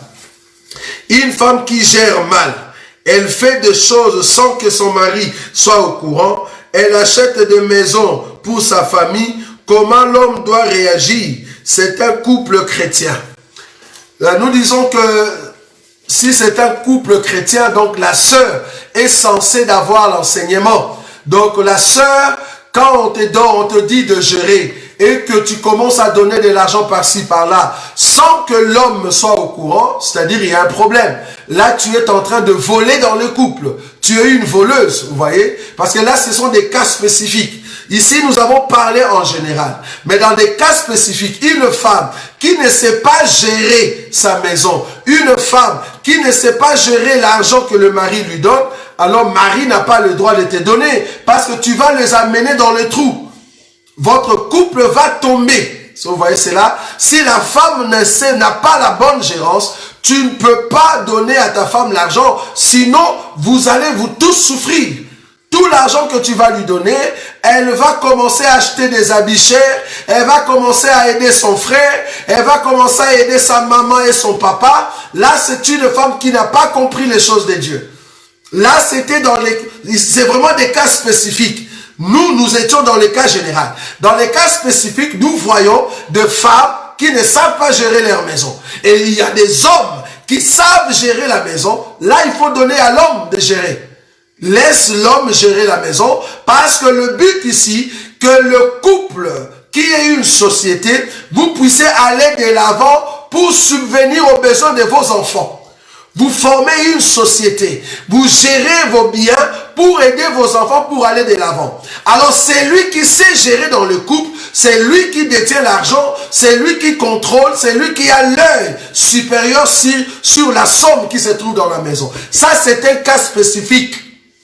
C'est-à-dire, c'est lui qui sait gérer, c'est cette personne qui doit contrôler l'argent. Donc, une femme qui ne sait pas gérer, il ne faut pas lui donner de l'argent. Mais dans la Bible, nous avons vu que l'homme amène toujours l'argent auprès de la femme et c'est à la femme de gérer. Et l'homme regarde comment est-ce que la femme gère. Mais dans des cas spécifiques, si la femme ne sait pas gérer, alors l'homme va prendre cette somme et c'est l'homme qui va gérer en fait la maison. Donc voilà. Explication. Moi et ma famille, nous servirons l'Éternel. Moi et ma famille, nous servirons l'Éternel. C'est Yehoshua qui l'a dit. Josué, fils de Nun, qui a dit, moi et ma famille, nous servirons l'Éternel. Véritable Yehoshua, parce que nous, toute la Bible, c'est christocentrique. C'est Jésus avec sa famille, qui n'est rien d'autre que l'Église. Il va dire devant Israël que si vous, Israël, vous ne voulez pas servir Dieu, mais moi et les disciples, moi et l'Église, nous servirons le Seigneur. Même si vous, Israël, vous ne voulez pas servir le Seigneur, parce que Dieu n'est pas votre Père. Vous avez pour Père les diables, mais nous, moi et ma famille, nous servirons le Seigneur. Pourquoi j'ai dit que l'Église est la famille de Jésus? Jésus a dit ceci, le jour où sa famille physique, biologique, est venue le chercher, on lui a dit que ta famille, Marie, est dehors. Qu'est-ce que Jésus va dire? Ma famille, c'est ceux qui sont ici, ceux qui font la volonté de mon Père. Donc nous comprenons que Jésus était en train de dire que ceux qui font la volonté du Père, moi et ma maison, nous servons le Seigneur, c'est ça ma famille. Ça vous voyez? Donc il a dit ça, étant dans le corps de Yehoshua ou Josué, fils de Nun, mais quand il est venu dans la chair, il va répéter le même langage pour dire que sa famille, c'est ceux qui font la volonté du Père. Donc ce sont eux qui sont en train de servir le Seigneur. Alors, en effet, nous connaissons en partie et nous prophétisons en partie. Quand nous disons nous connaissons en partie et nous prophétisons en partie, cette écriture se refait par rapport à ce que Paul a dit quant à la personne de Jésus. Je crois qu'il y a une écriture où Paul est en train de dire « Maintenant nous voyons comme au travers d'un miroir, Je ne sais pas si vous voyez cette écriture. Je vais essayer de le prendre rapidement pour vous. Et nous allons comprendre ce que Paul voulait dire là-dessus. Alors, il a dit que c'est comme au travers d'un miroir, mais l'heure vient où nous le verrons face à face. Je ne sais pas si vous voyez cette écriture. Alors, je vais le chercher. 1 Corinthiens chapitre 13, 1 Corinthiens chapitre 13, verset 12. La Bible dit ceci. Aujourd'hui, nous voyons au moyen d'un miroir, d'une manière obscure. Mais alors, nous verrons face à face.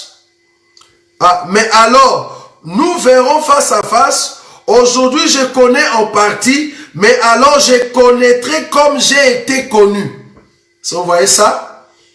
Je ne sais pas si vous voyez cette écriture. Donc, il parlait du Seigneur. Aujourd'hui, nous avons une image. Nous avons une image du Seigneur. Tu te fais un peu comment est-ce que le Seigneur peut être par rapport à la parole que nous avons. Mais en ce jour-là, quand nous le verrons face à face, ça ne sera plus au travers d'un miroir. Là, ça ne sera palpable. Nous allons vivre le Seigneur. C'est dans ce sens-là qu'il parlait de nous connaissons en partie. Donc, connaître le Seigneur dans son état de la puissance, dans sa gloire. Je peux donner encore cette écriture de Isaac. On a envoyé les serviteurs pour aller prendre la femme. Le serviteur va raconter au fait comment est Isaac. Rebecca va écouter les serviteurs. Rebecca se faisait une image de Isaac. Mais quand il a vu Isaac de loin, il a posé la question, qui est cet homme qui vient à notre rencontre dans les champs? Le serviteur va dire, c'est mon Seigneur Isaac.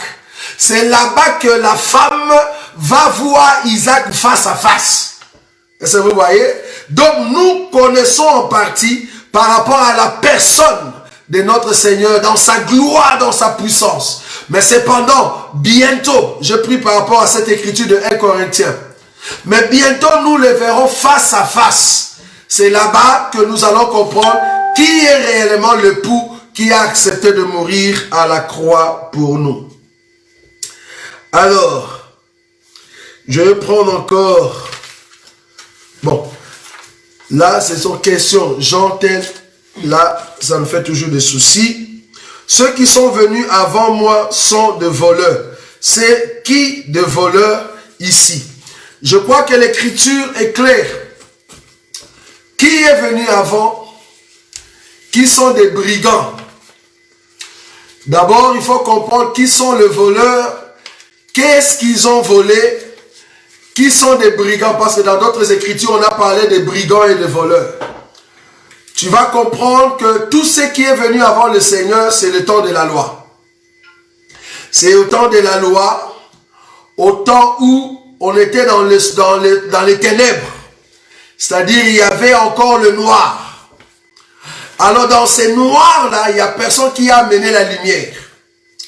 Alors, la seule personne qui est venue avec la lumière, parce que le voleur ne vient que pendant la nuit. Il y a déjà une écriture qui nous soutient. Donc, quand Jésus parlait de voleurs et de brigands, il voulait juste faire allusion au temps de la loi, au temps des ténèbres, au temps où il y avait de loups.